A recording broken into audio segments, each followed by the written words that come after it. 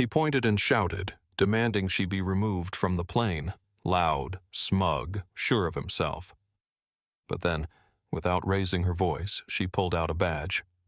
"Captain Rhodes, military intelligence." The cabin went silent. What happened next? You won't believe it. But let's start from the beginning. The flight begins. It was just after midnight when the boarding call echoed through the airport terminal.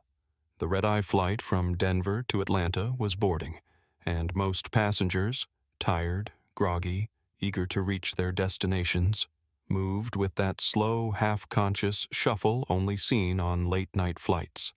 Flight 273 was nearly full. The air buzzed softly with rolling suitcase wheels, overhead bin clicks, and polite murmurs of "excuse me" as strangers negotiated seating arrangements. In the middle of this half-lit, sleep-craving procession stood Harold Stenson. He was in his early 50s.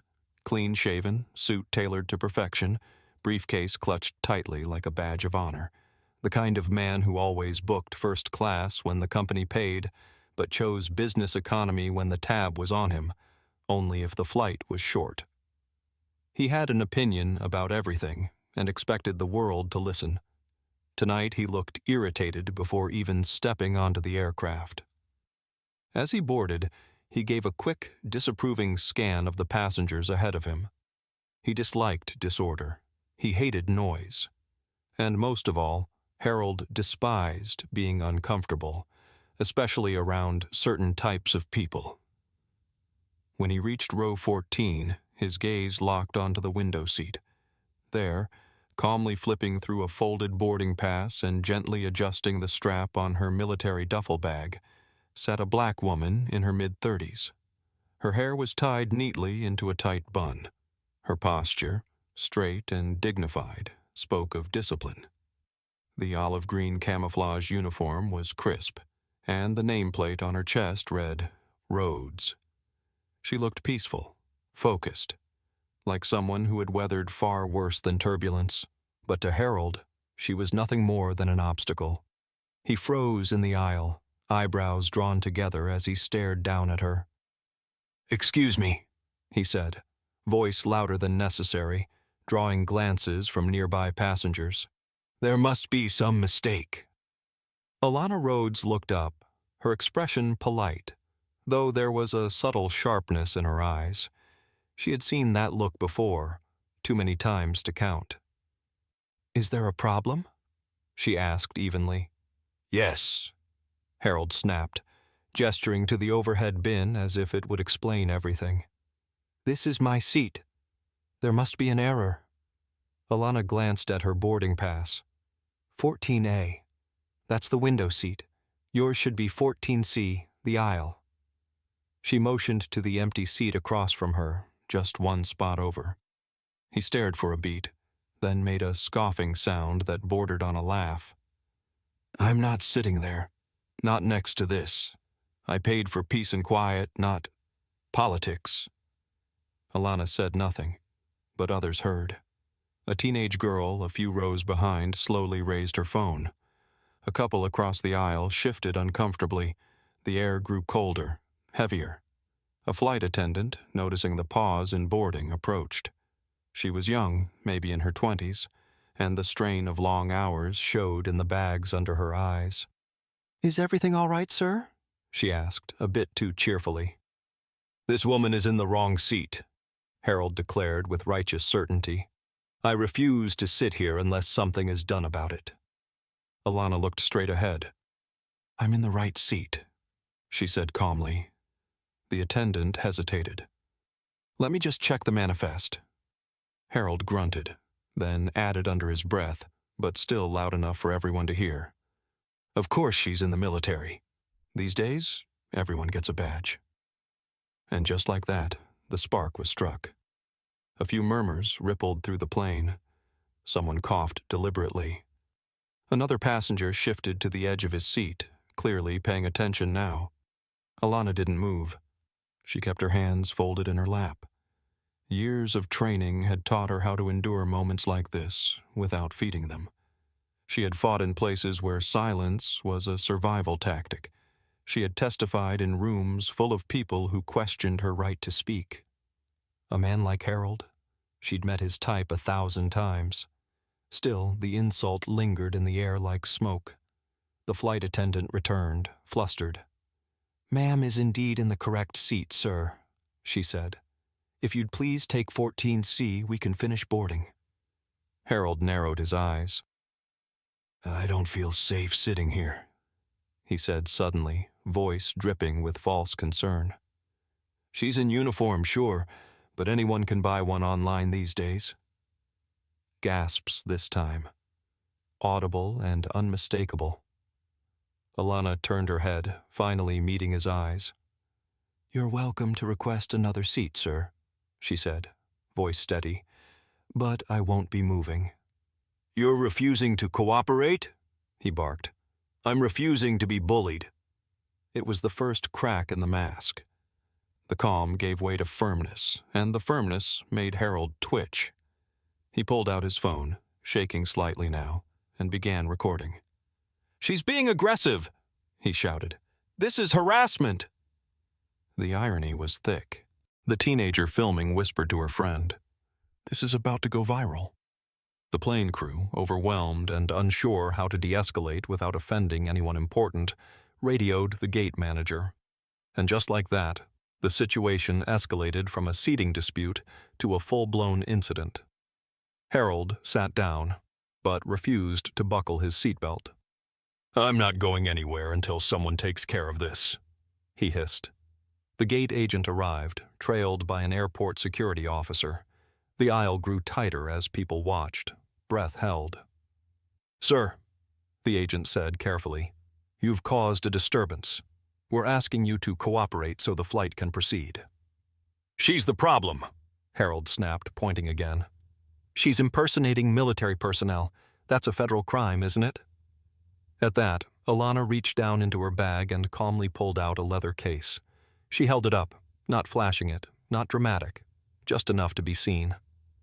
"Captain Alana Rhodes, Department of Defense, Special Investigations Unit."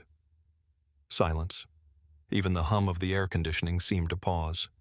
The security officer stiffened. The flight attendant blinked. The teenage girl filming whispered, "Oh my God." Harold's mouth opened, but no words came out. Tensions rise. Silence held the cabin like a clenched fist. Passengers froze mid-breath, flight attendants locked in awkward stillness. Only the faint whir of air from the vents dared to interrupt the moment. The badge gleamed subtly under the overhead light. Department of Defense, Special Investigations. For the first time since boarding began, Harold didn't know what to say, but that didn't stop him from trying. He laughed, a brittle sound full of panic and denial. "Oh, come on," he scoffed, his voice suddenly too loud again. "What is this? Some kind of prank? That could be fake, too. Anybody can carry a badge these days. How do we even know this is real?" The words didn't land the way he expected. The passengers weren't nodding. They weren't chuckling in agreement. They were glaring. They were filming. Across the aisle, a middle-aged woman in a Delta-branded hoodie leaned forward and muttered just loud enough for others to hear. "Unbelievable." Harold heard her. He turned, flustered. "Excuse me? I have a right to question suspicious activity on this flight. This is about safety." "Safety?" The woman shot back, her tone icy. "You mean your comfort?" Another passenger chimed in. A man in his early 30s, wearing noise-canceling headphones now resting around his neck. "No, man. You saw her uniform and freaked out. Let's not pretend it was anything else." "Mind your business," Harold growled. "This is between me and the airline." But the airline wasn't on his side anymore. The gate agent shifted uncomfortably, eyes flicking toward Alana, then back to Harold. The security officer stayed silent, assessing. Alana hadn't moved. She sat like stone, badge still visible in her open palm. She didn't need to say another word. Her silence spoke volumes about power, restraint, and the weight of 1,000 prior humiliations swallowed in silence. I've served 4 tours, she said finally, voice low but commanding. I've walked through war zones where the air burned and the ground shook. I've led investigations into espionage and internal threats that would make your skin crawl. But nothing burns quite like being told you don't belong, especially in the country you fought for. There was no anger in her tone, just truth, cold and clear. Harold opened his mouth again, but nothing coherent came out. It was like every excuse, every bluff, every passive-aggressive tactic he'd ever used in boardrooms and bars had suddenly lost its edge. The silence returned, but this time it didn't shield him. It exposed him. I want the pilot, he demanded, shifting in his seat, clutching his briefcase as if it could protect him. This is ridiculous. She's provoking me. This is harassment. I demand she be removed from this flight. The absurdity hit the cabin like a slap. A flight attendant standing 2 rows down blinked in disbelief. You want the pilot? She echoed, incredulous. Yes, I do, he snapped. I want someone in charge, someone with authority. A murmur rippled across the cabin. A young black man in row 16 let out a sarcastic chuckle. Buddy, you're looking at authority right now. Harold ignored him. The pilot arrived moments later, a tall woman in her 40s with salt and pepper hair pulled into a bun. Her presence brought a sudden hush, the kind of quiet that follows a judge entering a courtroom. I understand there's a disruption, she said firmly. Harold stood. Yes, thank you. This woman, this person, is making a scene and claiming to be military. I don't feel safe sitting next to her. The pilot looked at Alana, then at the badge, then at the boarding manifest. She's not only an active duty officer, the pilot said, enunciating every word, but her credentials were pre-verified for secure boarding. She cleared background faster than most of our staff. You, sir, on the other hand, are now in violation of FAA regulations regarding passenger conduct and interference with flight operations. Harold paled. Violation? I'm the victim here. The pilot wasn't swayed. You've verbally harassed another passenger, you've disrupted our boarding process, and you've questioned a verified federal officer in uniform with no cause. That's not concern, sir. That's profiling, and it's dangerous. Her voice didn't rise. It didn't need to. Harold sat down, hard, like the wind had been knocked from his lungs. Please, he muttered, but it was too late for please. Across the cabin, passengers were still recording, still watching. The teenage girl, 2 rows back, whispered, He messed with the wrong one. Alana finally tucked away her badge and looked directly at Harold. You saw my skin and decided I didn't belong? You didn't ask my name? You didn't ask my rank? You just saw black and made your judgment. He couldn't meet her eyes. The pilot turned to the gate agent. Get a report started. We'll need documentation for the incident. Harold shot up again, desperate. Wait, I didn't mean it that way. I was tired. I was stressed. You thought wrong, Alana said, cutting him off. And now you'll deal with the consequences. A final murmur rolled through the cabin like thunder. Alana turned back to her seat. She placed her duffel bag under the seat in front of her, buckled her belt, closed her eyes. For her, this wasn't a moment of victory. It was just another day of enduring what should have been long gone, but never really left. And for Harold, this was the moment he realized his name, his money, his imagined superiority. None of it could protect him from the truth. And the truth was watching him, recording him, ready to spread. Tables turn. The security officer, previously neutral and observing, now stepped forward. His name badge read M. Porter, and his hand rested subtly on his belt, not as a threat but as a signal that this was no longer a passenger dispute. It had become an official matter. His eyes lingered on Harold. "Sir," he said in a tone that brooked no argument, "I need you to come with me off the aircraft." Harold blinked. "What?" "You're being removed from the flight pending further review." I didn't do anything," he stammered. She's the one who refused to move. I asked politely. I have a right to feel uncomfortable." The entire the entire plane, was done listening. "Uncomfortable with what?" the woman in the Delta hoodie barked from across the aisle. "Her breathing? Her existing?" Harold whipped his head toward the flight crew, eyes wide with indignation, but they weren't his allies anymore. The pilot was already walking back to the cockpit. The flight attendant didn't look him in the eye. "This is ridiculous," he barked. "I'm a Diamond Medallion member. I've flown with this airline for 15 years. The security officer's tone didn't change. "And now you're being reported to TSA and DOD authorities for interfering with a federal officer in uniform. Sir, please don't escalate this further." Alana remained silent, still seated. But there was a steeliness in her eyes now, a quiet fire that told the world, "I'm done being polite." "You claimed I wasn't real," she said suddenly, her voice calm but cutting through the cabin like a blade. "You tried to erase who I am because it didn't fit your narrative. You didn't want to feel uncomfortable next to me. You wanted me erased." Harold turned to her, anger boiling over his fear. "I didn't know you were military."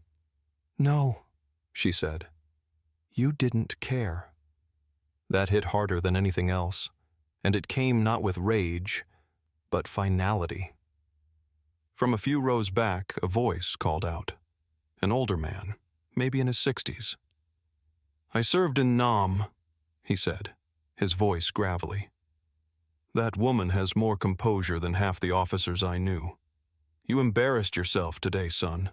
Not her." A smattering of nods followed. A couple of passengers actually clapped, just once or twice, more out of respect than celebration.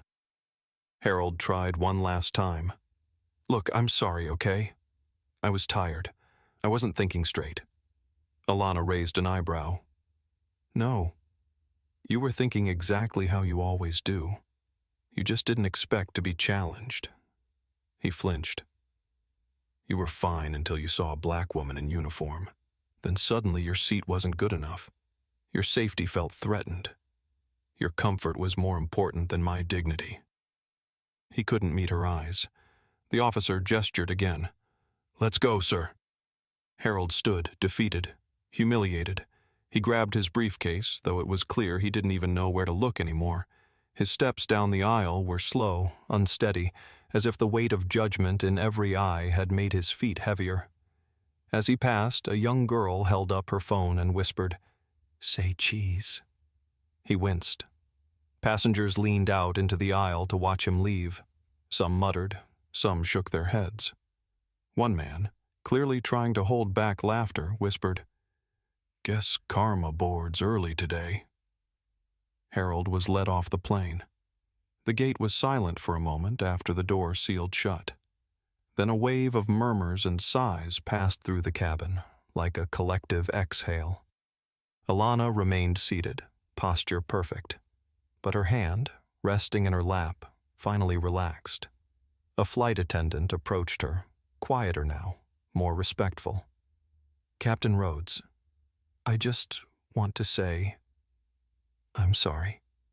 We should have handled that better from the beginning." Alana gave a small nod.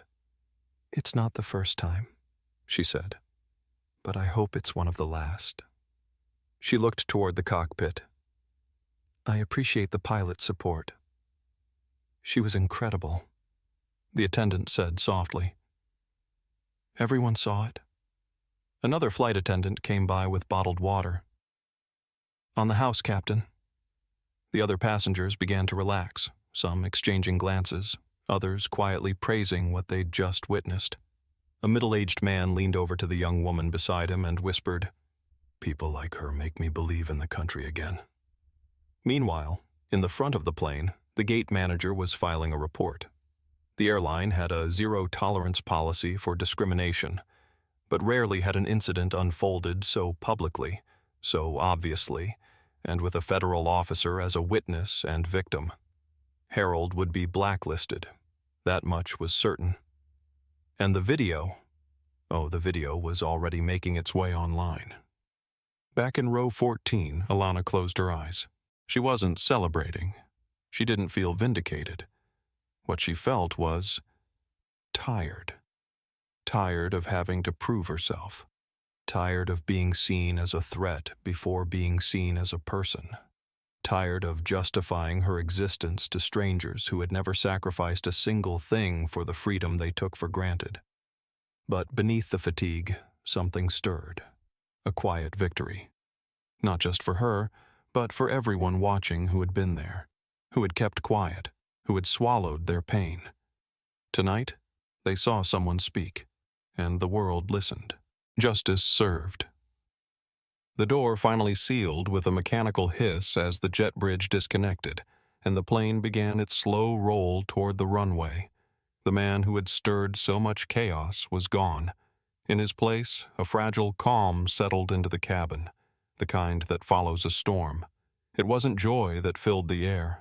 It was something quieter, deeper, relief, vindication, balance. Captain Alana Rhodes, still seated at 14A, finally allowed herself to breathe fully. Her body had remained still throughout the ordeal, her posture disciplined, her face unreadable, but inside, her nerves were still humming. It didn't matter how many times she'd worn the uniform, or how many times she'd faced men like Harold in briefing rooms, airports, or congressional hearings. The impact was never lessened. The sting of being reduced, again, to a threat in the eyes of her own fellow citizens was never softened by rank or experience. But tonight was different. Tonight the audience saw. The cabin lights dimmed as the plane reached taxi speed. A flight attendant leaned in from the aisle. "Captain Rhodes," she said softly, "I just want to personally thank you, not just for your service, but for your patience. I'm sorry you had to go through that." Alana turned, her voice even. "I've been through worse, but I shouldn't have to go through this." "I know," the attendant replied, eyes down. "But people saw. I mean, really saw." A few rows back, a man with a beard and a veteran's cap raised his voice gently. "Ma'am, just wanted to say, you handled that with more dignity than I've ever seen. Makes me proud to have worn the uniform too." There was no applause this time. No clapping or cheering, just nods, looks, subtle acknowledgments from people who realized that they had witnessed not just a conflict, but a statement, a boundary finally held, a line drawn. Alana didn't need a standing ovation. This was better. She closed her eyes for a moment, letting the rumble of the engines vibrate through her chest. Her thoughts drifted, not backward, but forward. Because even now, she knew this wouldn't be the last time. She would wear the uniform again. She would enter another room, another waiting area, another space where she didn't look the part to someone. But the difference now? People were watching. People were learning. Somewhere above the clouds, 38,000 feet in the air, a teenage girl leaned forward across the aisle. She had been quiet for most of the flight, but her phone, still glowing faintly in her lap, held a paused recording of the entire event. She cleared her throat softly. Captain Rhodes?" Alana turned. "I hope this isn't weird," the girl said, nervous. "But I just wanted to say you're actually the coolest person I've ever seen in real life." Alana couldn't help it. She smiled, warm and genuine. "Thank you. What's your name?" "Brianna," the girl beamed. "I'm thinking of going into law one day, but after tonight, I might be thinking military." "You can do both," Alana said. But whatever path you choose, make sure people like him don't get to decide your worth." The girl nodded with the intensity only the young can summon. "I won't." A little while later, the captain's voice came on over the intercom. Calm, professional, but warmer than usual. "Ladies and gentlemen, we apologize for the earlier delay. Thank you for your patience. We're expecting a smooth ride into Atlanta tonight. And on behalf of the crew, we'd like to thank a very special passenger for her service. Welcome aboard, Captain Rhodes." A smattering of claps filled the cabin. Alana's smile this time was quieter. She didn't seek validation, but she accepted it. Meanwhile, back at the Denver airport, Harold stood at the gate, red-faced and furious, speaking to a very stern-looking airline supervisor. His raised voice didn't help his case. "You people don't understand who I am," he spat. The supervisor didn't flinch. "Oh, we understand perfectly, Mr. Stenson. That's why your account's been flagged and your flight privileges suspended pending investigation." "You can't do that." "Actually, we can. We already did, and you may be hearing from the Department of Defense as well." A younger employee nearby leaned in and whispered, "Sir, you're also trending online, not in a good way." Harold blinked. "What?" The supervisor held up her tablet. On the screen, a paused video showed him pointing and shouting at a seated Alana. The title read, "Man demands black military officer be removed. Instantly regrets it. View count, over 750,000, in less than an hour." "This is libel," he shouted. "I'll sue." "No, Mr. Stenson," the supervisor replied calmly. "This is karma." And she walked away. Back on the flight, the cabin lights dimmed further as passengers prepared for rest. But for many, sleep wouldn't come easy tonight. Not because of discomfort, but because of what they'd witnessed. One woman pulled out a notepad and scribbled the words, "Her calm was louder than his rage." A man in the back whispered to his wife, "That was one of the most powerful things I've ever seen." And in seat 14A, Alana Rhodes leaned back and looked out the window. The stars were bright above the clouds, unbothered by the chaos below. She thought about the uniform she wore, not just the fabric or the rank stitched on the chest, but the weight of it, the expectations, the scrutiny, the judgment. But tonight, the uniform had done more than command respect. It had shattered a prejudice, publicly, irrevocably. And somewhere, someone, maybe Brianna, maybe thousands watching that video, had just realized what real strength looks like. Not in shouting, not in ego, not in entitlement, but in restraint, in truth, in dignity, and in the unwavering resolve to stand tall when the world tries to shrink you. Because justice doesn't always arrive with a gavel. Sometimes it wears a badge and a calm, steady voice, and when it speaks, the world listens.